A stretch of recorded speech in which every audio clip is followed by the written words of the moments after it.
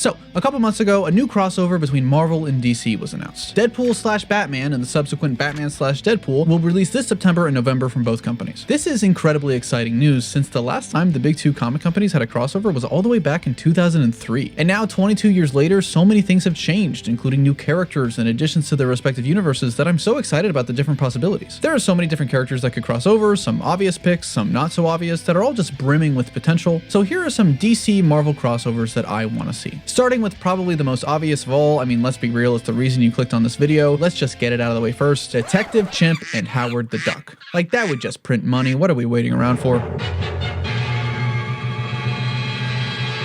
This video is brought to you by nobody. I couldn't get a sponsor on this one. So instead, I'll just thank my patrons and YouTube channel members for helping me keep the lights on. For just $1 a month, you get access to all my videos as they're finished, plus your name in the credits. And for $3 a month, you get scripts, access to my Discord server, as well as exclusive videos about all kinds of things that wouldn't really make sense on the main channel. Both platforms get the same perks, and these don't take time away from my main videos. They're literally completely unscripted and unedited. With Superman and Fantastic Four coming out next month, I'm planning a bunch of exclusive videos like final predictions and first impressions and spoiler talks and ice cream reviews. So if you want to hear my thoughts on those movies as soon as they release, be sure to join those tiers if you don't want to miss out. But with that said, back to the video, and I really hope I get some more sponsors soon because I have bills to pay. The first time DC and Marvel had a crossover was in 1976 with Superman vs. The Amazing Spider-Man, written by Jerry Conway with art by Ross Andrew. It was a pretty simple but really fun one-shot of Spider-Man and Superman literally just bumping into each other. They fought a bit and then teamed up against Lex Luthor and Doc Ock. My favorite thing is that there's no multiverse shenanigans or anything. The book just pretends they've been living on the same world the whole time, like they're down the street from each other. The Daily Planet and the Bugle are even rival papers, which is really fun. In the early 80s, there were a few more crossovers, as well as a huge surge in the 90s, followed by the most recent JLA/Avengers by Kurt Busiek and George Perez all the way back in 2003. And since then,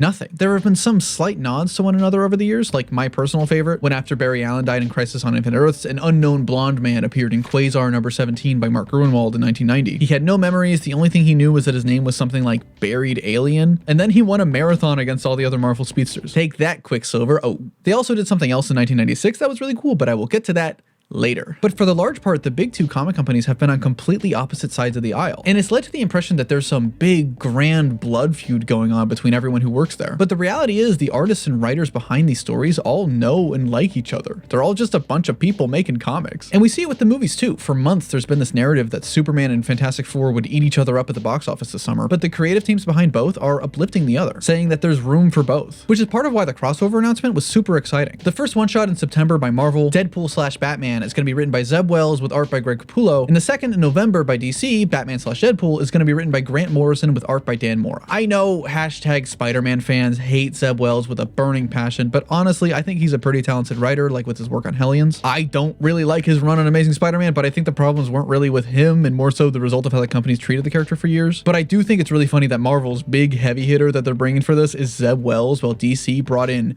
Grant fucking Morrison. Like, at a certain point, I feel like Marvel's setting the guy up. This is actually going to be Morrison's first time writing for Deadpool, who's a character that they said they've always wanted to write for. And frankly, that excites me more than anything crossover related. I'm really interested in the ways that Morrison's going to use the fourth wall breaking aspect of Deadpool. 99% of the time, it's just there for jokes, but Grant could bring to Deadpool the same thing they did for Animal Man and bring a more serious and metatextual element to it. But those aren't going to be the only characters crossing over, because in addition to the mainline story, these one-shots will also have short backup stories featuring a variety of different characters meeting with entirely different creative teams. We don't know all of them at the time of this video, but with the September solicits, it was announced that Marvel's publication would be featuring a side story crossing Captain America with Wonder Woman, written by Chip Zdarsky with art by Terry Dodson. We also know that Crypto the Superdog will meet fellow adorable animal and seller of marketable plushies, Jeff the Landshark, written by Kelly Thompson with art by Guru Hiru. And oh my god, this one's exciting. Daredevil will be crossing over with none other than Green Arrow, in a story written by Kevin Smith with art by Adam Kubert. It's a crossover that feels like it was tailor-made specifically for me, and it's just too perfect. Wait, hang on, there is one thing missing here. There we go, now it's perfect. And with all these announcements and with even more to come in the next few months, it's all just got me thinking about what DC and Marvel crossovers I want to see. Not necessarily for this event specifically, but just in general characters that I think could be really fun to see interact. If you want to see my pitch for a DC versus Marvel fighting game and the story for why they might cross over, I have a whole separate video on that. You have the obvious ones like Batman and Iron Man, or Superman and Captain America, or even just the name jokes, you know, Wonder Woman and Wonder Man, Beast and Beast Boy, Man-Thing and Swamp Thing, the two Misters, Fantastic and Terrific. We know about Wonder Woman and Captain America, but the other character I'm dying to see her meet is Thor. They're both characters defined by their vast mythology and relationship with different gods, Diana focusing more on the Greek pantheon and Thor being the Norse, and to examine their different histories and relationships could be really exciting. It'd also be really cool to see Diana throw the hammer. I'm sorry, sue me. I feel like Miles Morales' Spider-Man needs to meet Static at some point, same with Jaime Reyes' Blue Beetle, and they could have a really cool trio dynamic. As a little side note, his name is just Static. I don't know how many more times I have to go over this. Every time I hear someone call him Static Shock, especially like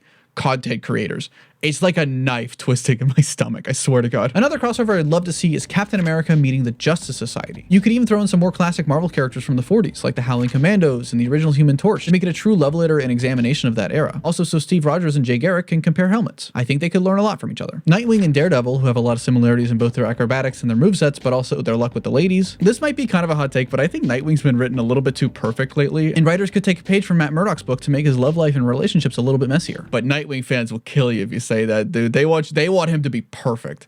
They want him to be like infallible, more than Superman. It's crazy. On the magic side, Scarlet Witch and Zatanna would be really fun, but also similarly, Doctor Strange and Constantine would be really cool. Maybe as a more refined, quote-unquote, professionally trained sorcerer, Strange could see the quick and dirty magic that John does as inherently dangerous. I spent my whole life calling him Constantine, because that's what he's supposed to be. It's because his title rhymes with fine, that's his name. Every time I say it that way in a video, I get a million comments of people calling me crazy.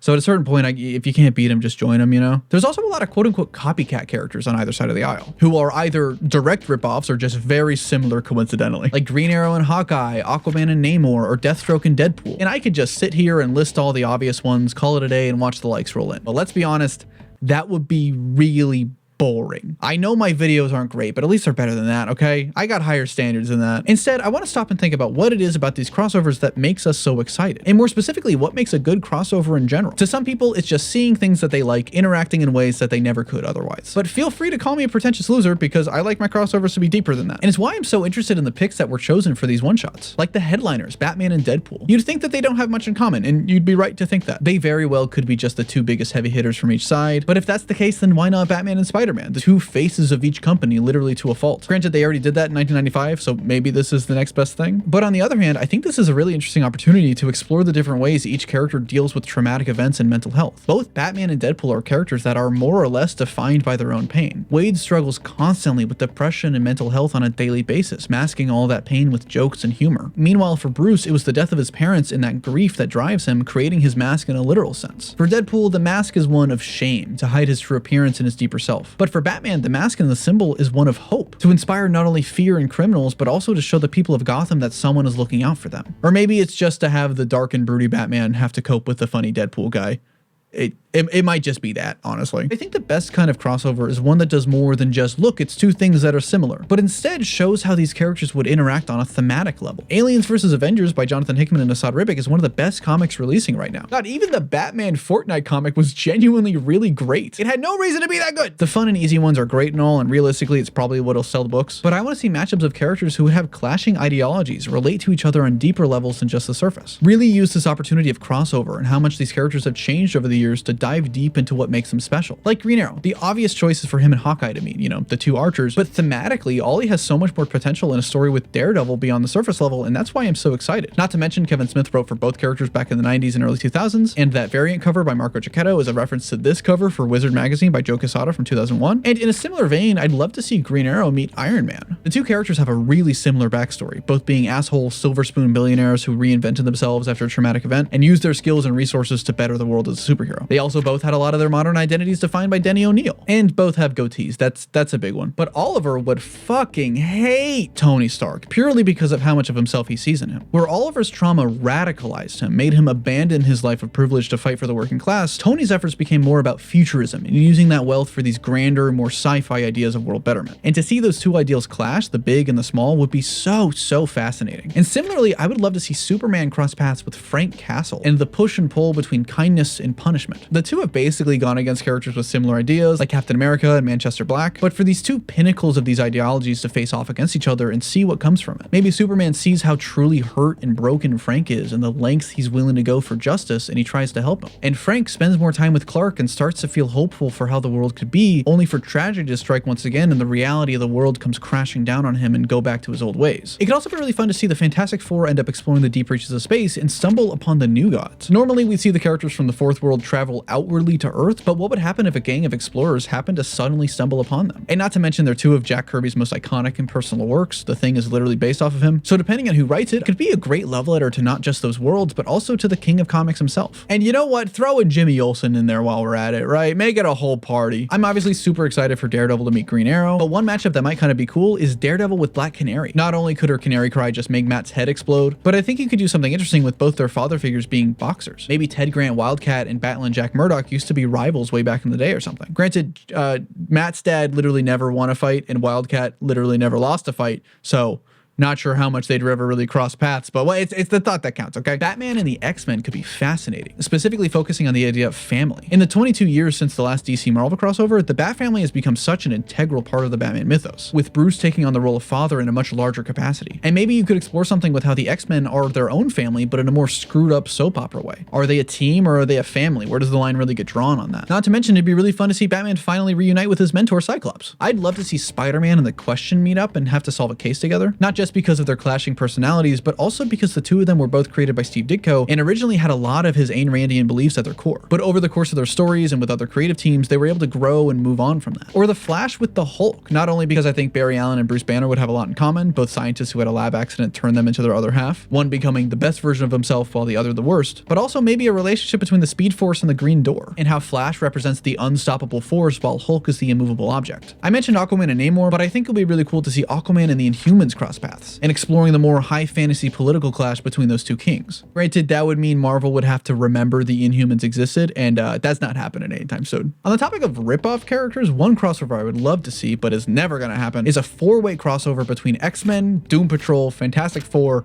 and the Challengers of the Unknown. For those who might not know, for years there's been speculation that the original X-Men book was made because Marvel caught wind that DC was making a book called Doom Patrol, which featured a team of superheroes led by a bald guy in a wheelchair. And so Marvel had X-Men #1 released just a few months after Doom Patrol's first appearance. Whether it's coincidence or a bit of comic book espionage, nobody really knows. The creator of Doom Patrol seems to think so. But Doom Patrol, for all intents and purposes, originally was a ripoff of the Fantastic Four, fit with a guy flying around, a big, strong, sad guy, and a stretchy person. But even then, Fantastic Four was directly inspired by Jack Kirby's previous work with the Challengers of the Unknown in 1957, a book that like 12 people still remember. So it's just been this chain of copycats copying copycats, but despite that, each of them had such different creative teams and ideas that they all diverged to have completely different identities. But nobody's gonna be the first to admit that one copied the other, let's be real. Now, all of these ideas have just been character meeting this character, because realistically, that's how every single crossover in existence goes. But if you ask me, there's so much more potential to this collaboration than just brand name /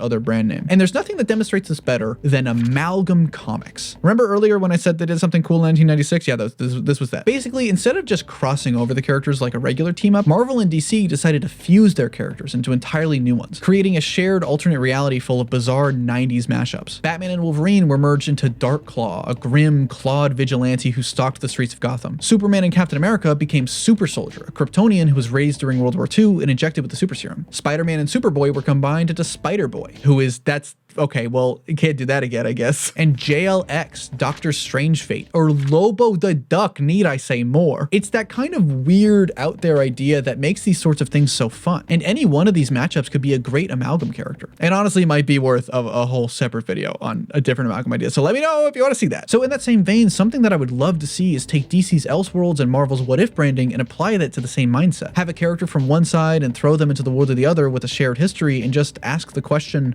what if? Like, what if Galactus destroyed Krypton and Kal-El became the Silver Surfer? What if Jason Todd, instead of dipping in the Lazarus Pit, signed a deal with Mephisto and became Ghost Rider? What if Peter Parker, a character who's most defined by his ability to overcome anything and always get back up, was granted a Green Lantern ring? And what if Bruce Wayne as a child went blind? Wait, hang on, that didn't come out right. I meant like a Daredevil thing, like the acid splashing in the face thing, although there is a blind as a bat joke in there somewhere. It's stuff like that that makes me wish these crossovers weren't limited to just a couple one-shots, but instead became a running thing throughout the year like they were in the 90s. Or even just happening more than once every 20 years, not a once-in-a-lifetime event, just because there's so much potential and so many possibilities. The idea of a crossover has an expectation of being very corporate, built in a boardroom by an algorithm that slaps two logos together and calling it an event. But it doesn't have to be that way. The best crossovers aren't driven by branding, but by curiosity and love. They're built on the idea that these two huge, amazing worlds can collide and actually create something out of the friction. And we've seen that happen too. Comics that for all intents and purposes should be corporate slop, but through the hard hard work and passion of the people involved were able to become something more. And that's what I really want from a DC Marvel crossover, to be something more. Not a way for two corporations to pat each other on the back and make money, but a celebration of the stories and characters that have lasted for generations, and the people, the writers and storytellers who built them to where they are today. But what are some character interactions you want to see in a DC Marvel crossover, and what do you think about these upcoming one-shots? If you like this video, be sure to hit the like button and subscribe. Special thanks to Jimmy, Film Rocket, Zero, The Rebel Ram, Vastpool1121, Steven Zamora, and The Zach Meadow Show for joining us Spectacular Fanboys on my Patreon and channel members. This has been TroyBoy017 coming at you live. Be responsible, and I'll see you around.